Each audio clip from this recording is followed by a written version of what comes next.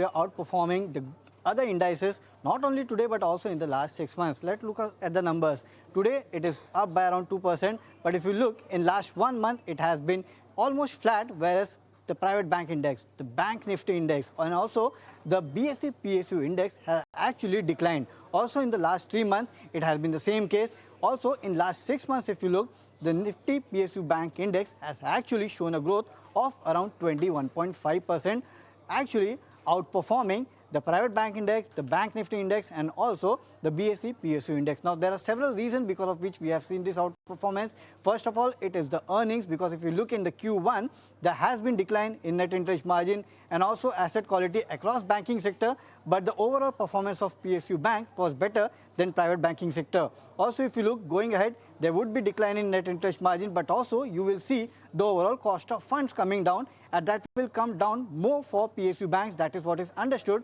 among the analyst community. Also, with the CRR getting cut from September, you will see more liquidity coming into the system, which will be beneficiary for the overall banking sector.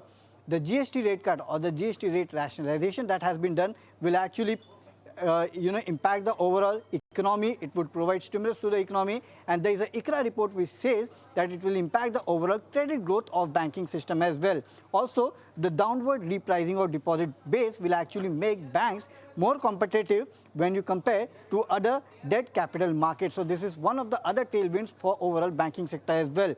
Also, if you look at PSU banking sector valuation, majority of the PSU banks, or many of the PSU banks are still trading below the price to book value of 1. And if you look at the private banks, they are trading around 1.52. So the valuations are also reasonable, and the resolution plans of some of the companies like JP Associates will actually put some money into the kitty for PSU banks. So that would again be a benefit for PSU banks as well.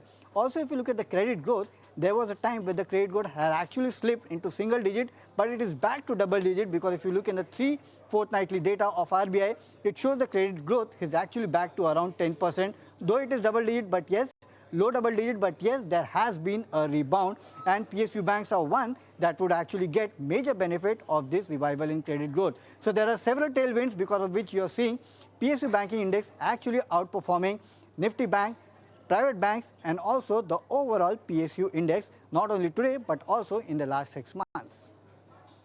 Okay, that's that on